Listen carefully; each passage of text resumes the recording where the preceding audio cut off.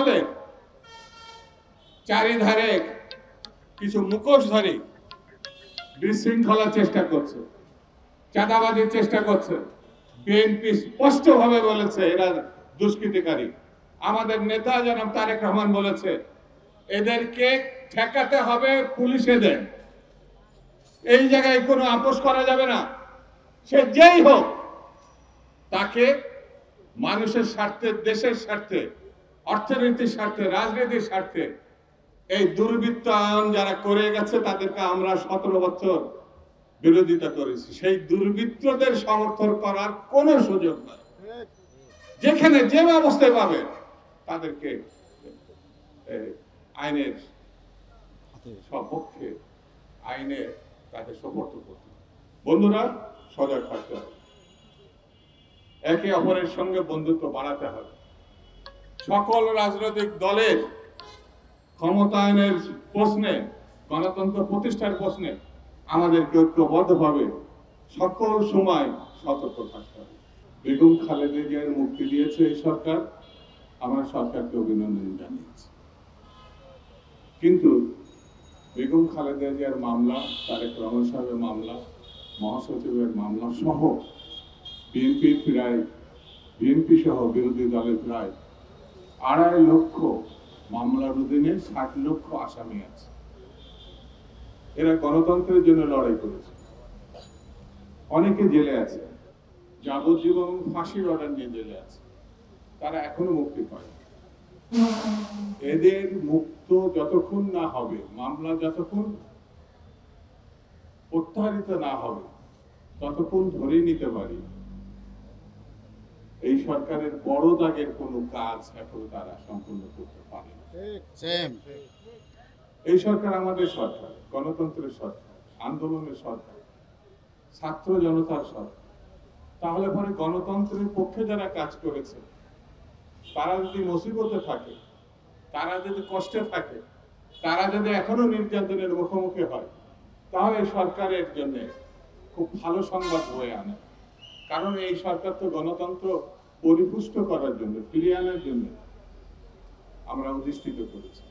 এই সরকার আমাদের ভালোবাসার সরকার, আদরের সরকার। সেই জন্য ভালোবাসার লোকের আমরা স্থায়িত্বটা রক্ষা করতে চাই। আপনি যে যে কাজ করেন না কেন, যত পরিকল্পনার মাথায় এই সরকার থাক না কেন, এখানে রিক্সা চালক, সাংবাদিক, খেটে খাওয়া মানুষদের ভোট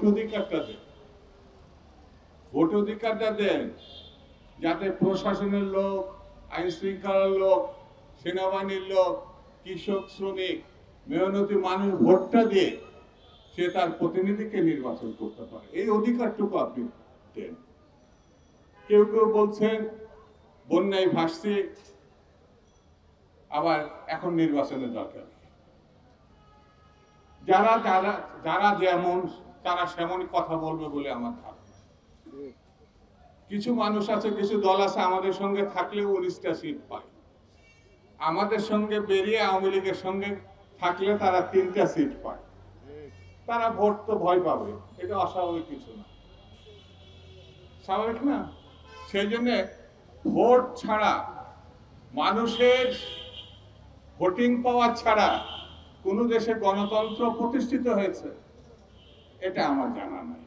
সেই জন্য 1 নম্বর চয়েস, যত তাড়াতাড়ি, আমি দিন তারিখ বিএনপি দেয়নি, আমিও দিতে চাই, যত তাড়াতাড়ি সম্ভব সংবিধানের আলোকে গণতন্ত্রের ভাবনায় নির্বাচনের মুখোমুখি জাতিকে করতে হবে। জাতি ঠিক করে নেবে, দেশবাসী ঠিক করে নেবে কার প্রয়োজন। কেউ কেউ বলছেন কোন দলকে ক্ষমতায় আনানো তাদের দায়িত্ব নেই। বাবা হে, বিএনপি যদি সন্তানের কাঁধে পা দিয়ে ক্ষমতায় যেতে চায় এটা ভালো দেখাবে না। সন্তানকে আমরা কাঁধে নিয়ে মানুষ করেছি, সন্তানদেরকে আমরা কাঁধে নিয়ে মানুষ করেছি, লেখাপড়ার জন্য বিশ্ববিদ্যালয়ে পাঠাইছি, কলেজে পাঠাইছি। তারা যে কাজ করেছে জীবন দিয়ে, আত্মোৎসর্গ দিয়ে, তাদেরকে আমরা সালাম দিই, তাদেরকে আমরা শ্রদ্ধা করি, ভালোবাসি। কিন্তু এমন কোনো কথা বলা উচিত না কেউ কাউকে ক্ষমতায় নিয়ে যেতে পারবে না। মানুষ ভোট দিয়ে ক্ষমতায় নিয়ে যাবে।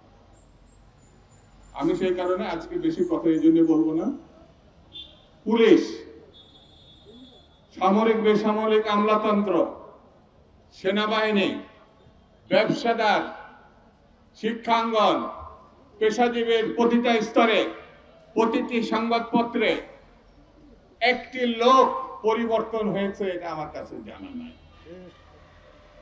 শেখ হাসিনা যাদেরকে ভালোবেসে বসিয়েছিলেন সেখানেই তারা আছে, কিন্তু একটা পরিবর্তন হয়েছে, মানসিক পরিবর্তন আনতে হবে।